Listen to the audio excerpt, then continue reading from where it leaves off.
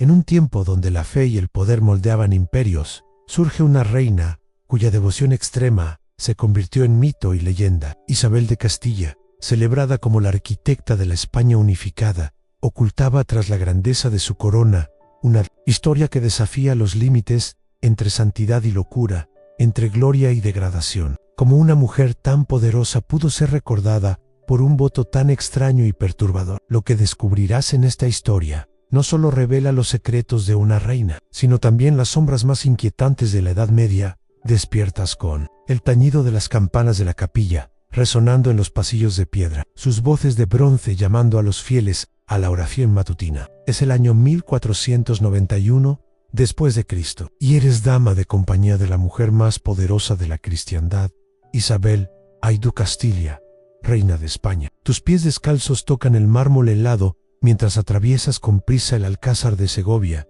llevando una jofaina de agua de rosas y lino fresco. El aire sabe a incienso y a otra cosa, un olor agrio y orgánico que revuelve tu estómago. Te detienes ante las cámaras reales, escuchando la voz de la reina tras las pesadas puertas de roble. Ora de nuevo, como lo ha hecho durante horas. Sus palabras fluyen en latín como un río, interrumpidas por el murmullo de las cuentas del rosario deslizándose entre sus dedos. Cuando entras finalmente, la ves arrodillada ante un crucifijo inmenso, aún con la misma túnica de lino blanco que vistió hace 3 meses, cuando Granada cayó en manos cristianas. El tejido, antaño puro como la nieve, muestra ahora manchas amarillas de sudor, marcas pardas de su autoflagelación y otras sombras que prefieres no imaginar. El hedor te golpea como un puño, mezclándose con el incienso que arde en los incensarios de plata, creando un cóctel nauseabundo de santidad y podredumbre. Dejas la jofaina y avanzas con cuidado, sabiendo que interrumpir sus devociones podría significar prisión o algo peor. Pero al acercarte, notas algo que hiela tu sangre en diminutos puntos oscuros, recorren la tela manchada pulgas. Dicen, ellas viviendo y reproduciéndose en los pliegues de sus ropas, sin lavar antes de sumergirnos en estas historias olvidadas de sufrimiento y resistencia. Si disfrutas descubrir las verdades ocultas de la historia, pulsa ese botón de me gusta y suscríbete para más contenido como este. Y comenta abajo desde dónde escuchas. Me asombra que exploremos juntos estos relatos antiguos desde rincones distintos del mundo, unidos a través del tiempo por nuestra curiosidad compartida. El relato que acabas de escuchar no es del todo verdadero, pero tampoco completamente falso. Durante siglos, un mito persistente ha marcado la memoria de Isabel la Católica, la reina que unificó España y financió el viaje de Cristóbal Colón al Nuevo Mundo, según la leyenda. Isabel juró no cambiar su ropa interior hasta que Granada, el último bastión musulmán en la península, cayera ante las fuerzas cristianas. El asedio duró 8 meses, y supuestamente lo mismo, su ropa sin lavar. Algunas versiones aseguran que llevó la misma túnica durante 10 años. Otras insisten en que fue otra reina española, quizá alguna de los Habsburgo, célebres por su extremismo religioso y peculiaridades físicas. Los detalles cambian como arena al viento, pero la imagen central perdura en una mujer poderosa, dominada por su fervor, viviendo en una sociedad que espantaría a cualquier campesino. Los historiadores modernos, en su mayoría, descartan esta historia como propaganda, ya fuera para santificar a Isabel como mártir de la fe, o para retratarla como fanática, según la intención de quien la contara. Pero el hecho de que tal historia surgiera, se expandiera y persistiera por más de 5 siglos, nos dice algo profundo sobre el mundo en que vivió. Isabel amó un mundo donde la frontera entre lo sagrado y lo macabro era casi invisible para comprender. ¿Por qué este mito resulta tan creíble? Debemos sumergirnos en la mentalidad medieval y examinar la extraña relación entre suciedad, divinidad y poder. En la España del siglo XV era una civilización donde bañarse no solo se veía innecesario, sino peligroso, donde la ropa interior era un talismán sagrado, y donde los más poderosos habitaban condiciones que hoy horrorizarían a cualquier refugio de indigentes. A la España de Isabel estaba atrapada entre 2 mundos. Durante 7 siglos, los reinos cristianos habían empujado poco a poco a los musulmanes hacia el sur, en un proceso llamado la Reconquista, que culminaría con la caída de Granada en 1492. No fue solo una campaña militar, sino un choque cultural, que moldeó hasta los detalles más íntimos de la vida diaria, incluida la higiene personal. En los reinos islámicos de Al-Ándalus, Bañarse era deber religioso y rito social. Los baños públicos, llamados hammam, poblaban las ciudades. Los musulmanes se lavaban 5 veces al día antes de la oración, y el Corán exaltaba la limpieza como la mitad de la fe. Estos baños eran maravillas arquitectónicas, con salas abovedadas y piscinas calientes donde hombres y mujeres, en horarios distintos, pasaban horas lavándose, exfoliándose y conversando. El agua llegaba por ingeniosos sistemas de acueductos, muchos heredados de Roma. En cambio, en los reinos cristianos que formarían España, bañarse tenía una terrible fama. La Iglesia veía los baños como cuevas de pecado, donde cuerpos desnudos se mezclaban en la penumbra, borrando las fronteras entre hombre y mujer, noble y plebeyo. Peor aún, se asociaba con el Islam, el judaísmo y el paganismo, enemigos de la fe. San Jerónimo había dicho que quien se baña en Cristo no necesita otro baño. Aquella idea se convirtió en fundamento de siglos de sociedad cristiana. El cuerpo era lavar la protección del bautismo, dejar la piel vulnerable a demonios que entraban con el agua. Los verdaderamente santos, se creía, debían oler a mártires en sangre, sudor y sufrimiento. Isabel creció en ese mundo de inmundicia. Nació en 1451 en Madrigal de las Altas Torres, hija de Juan II de Castilla e Isabel de Portugal. Su niñez estuvo marcada por guerra civil, intrigas políticas y amenazas de asesinato. En tal entorno, la higiene importaba menos que la supervivencia. La corte real de su infancia era una ciudad en movimiento. Miles de nobles, sirvientes, guardias, caballos y perros viajaban juntos, consumiendo recursos locales antes de avanzar, como una plaga. Imagina el olor a cuerpos sin lavar apiñados en salones, orinales rebosando, restos de comida pudriéndose entre jaurías de perros, caballos orinando donde se detenían. En el invierno de 1468, cuando Isabel tenía 17 años, presenció algo que marcaría su visión de la limpieza. Una plaga azotó la corte en el Alcázar de Segovia. La enfermedad, conocida como peste negra, había devastado Europa por más de un siglo, matando a 1/3 de la población cada vez que regresaba. Todo comenzó, como siempre, con las ratas salían de los muros tambaleándose, cubiertas de sangre y pus. Luego llegaron las pulgas, nubes enteras buscando nuevos huéspedes, al morir sus portadores. En días, los primeros humanos enfermaron en fiebre, escalofríos y bubones del tamaño de manzanas. Hinchados de sangre oscura, Isabel vio a sus propios sirvientes caer, cubiertos de manchas que dieron nombre a la peste. Hombres fuertes, reducidos a niños llorosos, pidiendo a sus madres, mientras morían en su propia inmundicia. Los médicos de la corte, con sus máscaras en forma de pico rellenas de hierbas aromáticas, eran impotentes. Recetaban sangrías, purgas y plegarias, pero la muerte llegaba igual. Lo que más impresionó a Isabel fue que la plaga parecía perdonar a los más sucios del palacio. En los cocineros, cubiertos de grasa y restos de comida, permanecieron sanos en los mozos de cuadra que dormían junto a los caballos y jamás se bañaban. No mostraron señales de enfermedad, pero los nobles, que en ocasiones lavaban sus manos y rostros, morían en cifras alarmantes. Esta observación, aunque fruto de coincidencia más que de causa, reforzó la creciente convicción de Isabel de que la limpieza no era solo innecesaria, sino peligrosa. Los verdaderos fieles, concluía, debían confiar en la protección de Dios antes que en remedios mundanos como el agua y el jabón. El contexto religioso de su tiempo hacía que esta lógica pareciera no solo razonable, sino inspirada por lo divino. El siglo XV tardío fue una era de misticismo intenso en el cristianismo español. Santos como Catalina de Siena y Francisco de Asís eran venerados por abrazar deliberadamente la suciedad y la degradación. Catalina, según se decía, bebía pus de las llagas de los apestados. Francisco jamás lavaba sus manos tras tocar a los leprosos. No eran enfermos mentales, como pensaríamos hoy, sino practicantes de una tradición teológica que veía al cuerpo como prisión del alma, fuente de tentación y pecado que debía mortificarse. Cuidar el cuerpo, lavarlo, perfumarlo o adornarlo, era caer en la vanidad, anteponer la comodidad física a la salvación eterna.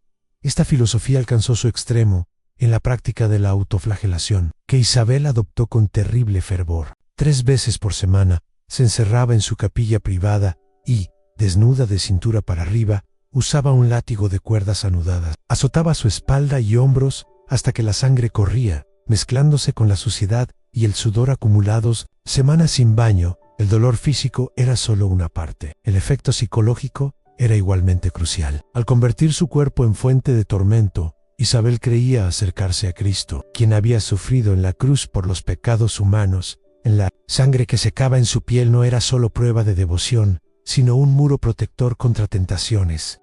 Sus prendas interiores, las túnicas de lino en contacto directo con su piel, se transformaron en depósitos de este sufrimiento santificado. Absorbían sangre, sudor, lágrimas y secreciones de su cuerpo sin lavar. Con el tiempo, estas ropas adquirieron un significado casi místico en la mente de Isabel. Ya no eran simples vestidos, sino reliquias, encarnaciones físicas de su viaje espiritual. El mito de su voto de no cambiar ropa interior se relaciona con el asedio de Granada. Inicia en abril de 1491. Esta sería la batalla final de la Reconquista, la gran prueba de la fe cristiana frente a la resistencia islámica. Según se cuenta, Isabel prometió ante el altar de la Catedral de Córdoba no cambiar su túnica hasta que Granada cayera. Si este voto existió o no, es imposible de probar, pero refleja la mentalidad de la época. Los cristianos medievales solían hacer pactos con Dios, aceptando privaciones a cambio de favores divinos, bajo amenaza de condenación eterna. Si fallaban en el asedio, fue una obra maestra de guerra medieval. En lugar de atacar las murallas, Isabel y Fernando eligieron rendir la ciudad por hambre. Construyeron Santa Fe junto a Granada, una ciudad entera con iglesias, mercados y edificios administrativos. Desde allí, estrecharon poco a poco el cerco. Durante 8 meses, Isabel vivió en Santa Fe, dirigiendo el asedio y sosteniendo el ánimo de sus tropas. Si realmente cumplió su voto, el desgaste físico y mental debió ser inmenso. Los veranos españoles alcanzaban más de 40 grados. El aire estaba cargado de polvo, humo de hogueras y el hedor de miles de soldados sin lavar. Crónicas contemporáneas describen a Isabel cada vez más demacrada, con un rostro marcado por una intensidad casi sobrenatural. Pasaba horas de pie ante un altar portátil en su tienda, en oración incesante. Visitantes narraban que emanaba un olor extraño, no del todo desagradable, como cuero viejo mezclado con flores secas en las pulgas, que infestaban sus ropas. Eran más que una molestia. En la mentalidad medieval, no eran simples plagas, sino portadoras de corrupción demoníaca. El diablo a menudo se representaba cubierto de picaduras emergiendo del infierno. Albergarlas era aceptar su prueba divina. Y sin embargo, Isabel parecía recibirlas como instrumentos de Dios. A los médicos de la época, siguiendo teorías griegas antiguas, creían que los aceites y secreciones del cuerpo mantenían el equilibrio de los 4 humores en sangre: flema, bilis amarilla y bilis negra. Lavar estos fluidos era exponer el cuerpo a enfermedad y locura. El comportamiento de Isabel en Granada sugiere lo que hoy llamaríamos psicosis religiosa. Reportaba visiones de santos y ángeles, aseguraba escuchar voces divinas que guiaban su estrategia militar y sospechaba cada vez más de sus propios consejeros. Su negativa a cambiar de ropa interior pudo haber sido tanto causa como síntoma de este estado mental. El contexto social hacía que esta conducta no solo pareciera aceptable, sino admirable. Por toda la península circulaban relatos de santas que alcanzaban la gloria a través de la autoprivación. María de Santo Domingo, contemporánea de Isabel, se jactaba de no haberse lavado las manos en 30 años. Otra mística, Catalina de Cardona, vistió la misma túnica de silicio durante 40 años, hasta que la prenda, endurecida por sangre y mugre, podía sostenerse erguida por sí sola. No eran rarezas aisladas, sino parte de un movimiento cultural que igualaba sufrimiento físico con progreso espiritual. La Inquisición, fundada por la propia Isabel en 1478, promovía esta ideología para distinguir a los verdaderos cristianos. Quienes se bañaban con frecuencia o cambiaban a menudo de ropa eran sospechosos de ser criptomusulmanes o criptojudíos, practicantes ocultos de la limpieza ritual. La medicina del tiempo reforzaba tales creencias. Se enseñaba que la piel, al ser porosa, se debilitaba con lavados frecuentes y que los vapores de un cuerpo sin lavar podían proteger contra la peste. Como el jabón hecho de lejía y ceniza causaba irritaciones, los ricos que podían bañarse sufrían enfermedades cutáneas raras entre los pobres sucios. Esto alimentaba el vínculo entre limpieza y enfermedad. La obsesión con la ropa interior. En el mito de Isabel refleja la visión medieval del lino como materia mágica. A diferencia de la lana o la seda, provenientes de animales, el lino nacía del lino textil, y era considerado puro y sagrado. Era la tela de los ángeles, el material con el que se confeccionaban los sudarios. Llevar lino junto a la piel era considerado un escudo contra las fuerzas malignas. Se creía que ese poder protector aumentaba con el tiempo y el uso. El lino nuevo era espiritualmente neutro, pero aquel que había absorbido sudor, sangre y otros fluidos del cuerpo del portador se impregnaba de su fuerza vital. Cuanto más se utilizaban esas prendas, más poderosas se volvían. Esta creencia explica por qué muchos santos medievales vestían la misma túnica de lino durante décadas, convirtiéndolas en reliquia sagrada. La corte de Isabel estaba llena de tales reliquias en vestiduras, rosarios y objetos tocados por figuras santas. Se pensaba que poseían poderes curativos, y las multitudes viajaban cientos de kilómetros para besarlos o frotarlos contra sus cuerpos enfermos. Si Isabel realmente usó la misma túnica durante meses en el sitio de Granada, se habría considerado una de las reliquias más poderosas de la cristiandad. El impacto psicológico de vestir ropa interior cada vez más sucia habría sido complejo. Por un lado, le recordaba constantemente su compromiso espiritual, una expresión tangible de su disposición a sufrir por la fe. Cada incomodidad, cada picor, se transformaba en una oración, en una pequeña ofrenda a Dios.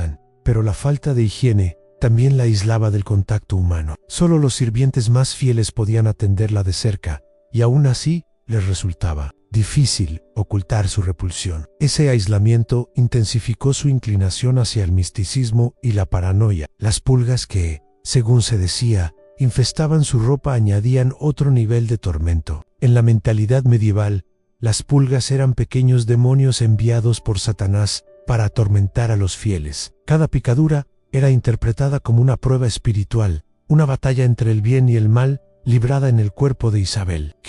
Soportar a todos sin quejarse era visto como prueba de santidad en las implicaciones de su comportamiento. Iban mucho más allá de su viaje espiritual personal. Como reina de la nación más poderosa de Europa, sus actos y apariencia marcaban la pauta en toda la corte. Si ella rechazaba cambiar su ropa interior, se volvía aceptable, incluso honorable, que los nobles hicieran lo mismo. Crónicas extranjeras describían a la corte española como particularmente hedionda, incluso para los estándares medievales. El embajador veneciano Pietro Martire d'Anghiera escribió en 1491 que acercarse a los reyes requería gran fortaleza de espíritu y estómago firme. El enviado francés Philippe de Comines observó que los nobles españoles llevaban su suciedad como emblema de orgullo. Esa aceptación cultural de la falta extrema de higiene tuvo consecuencias prácticas a la corte. Se convirtió en un foco de enfermedades que en otros reinos eran poco comunes: afecciones cutáneas,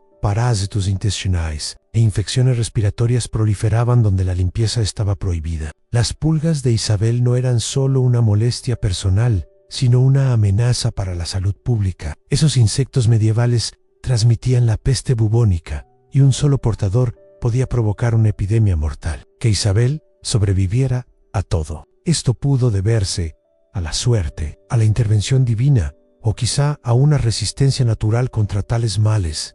El sitio de Granada terminó en enero, cuando Boabdil entregó la ciudad a Isabel y Fernando. Según la leyenda, fue en ese momento cuando la reina por fin se cambió la ropa interior. Tras 8 meses de uso continuo, se decía que las prendas retiradas estaban tan endurecidas por la suciedad que podían sostenerse de pie por sí mismas, como una armadura hecha de secreciones humanas. Cierta o no esa imagen, la caída de Granada marcó un punto de inflexión en la vida de Isabel. Con la reconquista cumplida, pudo dedicarse a otros asuntos. ¿Cómo apoyar la expedición de Cristóbal Colón al Nuevo Mundo? Apenas 8 meses después, el mismo fervor religioso que la habría llevado a vestir ropa inmunda la impulsó a difundir el cristianismo en América, con consecuencias que transformarían el mundo entero. El mito de la promesa de la ropa interior refleja la compleja relación entre poder y pureza en la sociedad medieval. Para una reina, degradarse a través de la suciedad extrema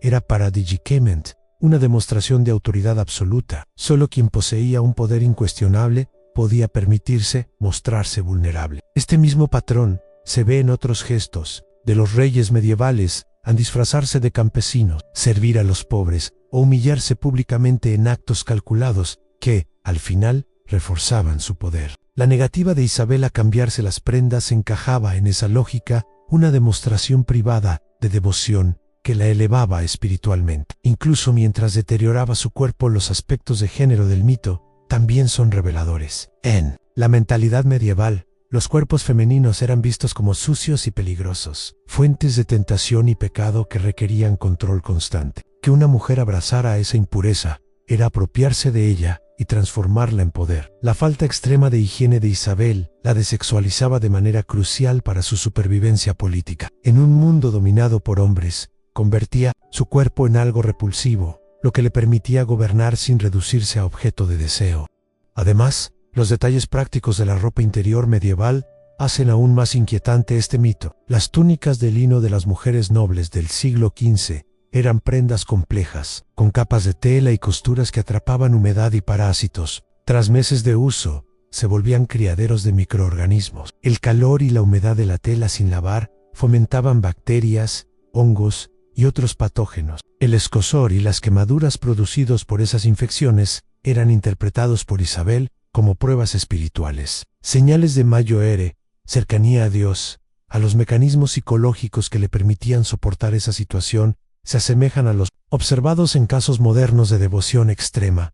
La mente humana tiene la capacidad de convertir el sufrimiento en propósito en el contexto europeo del siglo XV. Comportamientos tan extremos no solo eran tolerados, sino celebrados. Era una época de intensas convulsiones religiosas y políticas, un tiempo en que las certezas tradicionales eran desafiadas por nuevos descubrimientos e ideas. La Reforma protestante aún estaba a décadas de distancia, pero la Iglesia Católica ya luchaba por mantener su autoridad frente a crecientes críticas y acusaciones de corrupción. En este escenario, figuras como Isabel, que mostraban una devoción extrema a la fe, eran vistas como faros de esperanza, prueba de que el cristianismo verdadero aún podía florecer pese a los desafíos del mundo moderno. Su supuesta disposición a sacrificar la comodidad física en favor del progreso espiritual la convirtió en un poderoso símbolo de autenticidad religiosa, una santa viviente capaz de inspirar a otros hacia una devoción más profunda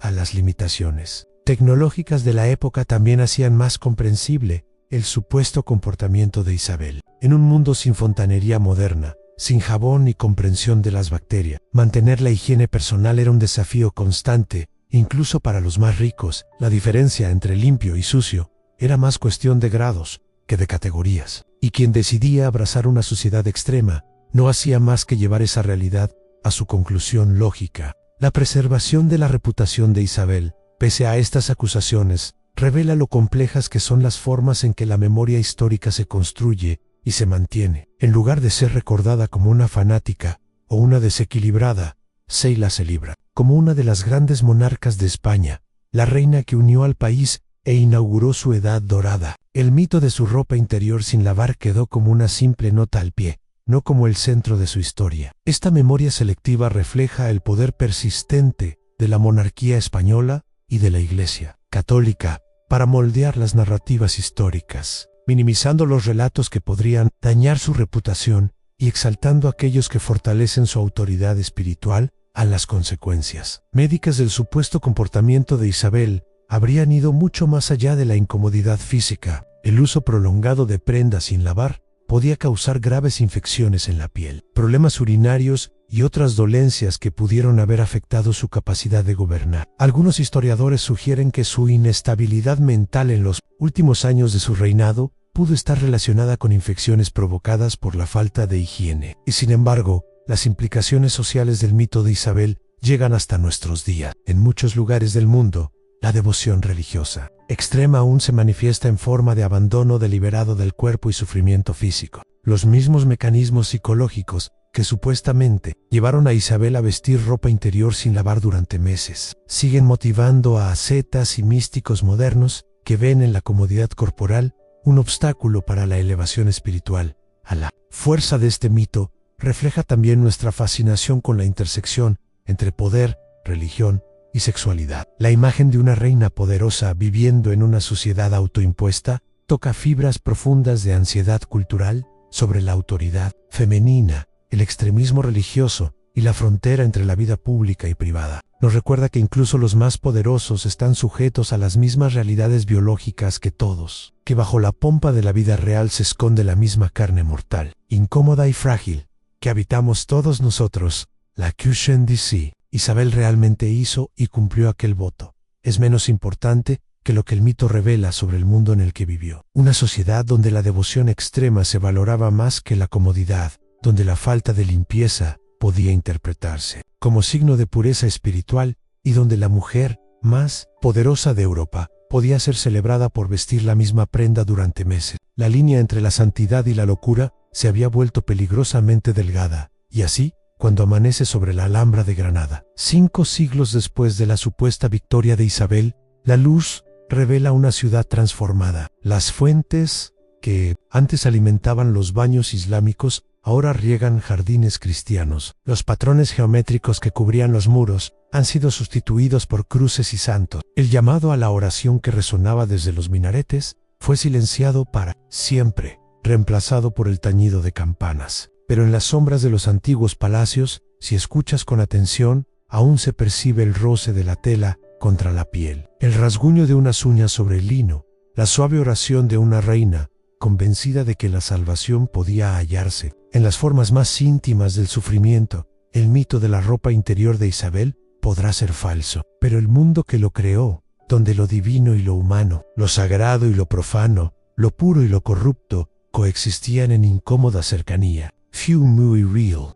Al final, lo más perturbador no es si Isabel realmente vistió la misma prenda durante meses, sino que existiera un mundo donde tal conducta pudiera verse no solo como aceptable, sino como sagrada. Las pulgas que supuestamente infestaban su ropa han muerto hace siglos, pero las ideas que permitieron su proliferación, la creencia de que el sufrimiento físico conduce a la elevación espiritual, que la limpieza es una forma de vanidad, que el cuerpo es un enemigo a vencer más que un templo a honrar, siguen moldeando nuestro mundo de formas sutiles y profundas a la reina que quizá nunca cambió. Su ropa interior nos recuerda que la historia no es solo una colección de fechas y batallas, sino un registro de decisiones humanas, creencias y cuerpos que vivieron y murieron en condiciones hoy inimaginables. Su historia, real o falsa, abre una ventana hacia un mundo donde la mujer más poderosa de Europa podía ser celebrada por abrazar aquello que hoy nos repugna, y donde la frontera entre la devoción y la degradación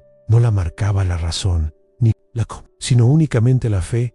Gracias por acompañarnos en este viaje a través de uno de los mitos más inquietantes de la historia. Si esta historia te sorprendió tanto como a nosotros, no olvides dejar tu like, compartirlo con tus amigos y, por supuesto, suscribirte al canal para no perderte más relatos ocultos del pasado. Tu apoyo nos inspira a seguir descubriendo los secretos que la historia intenta esconder.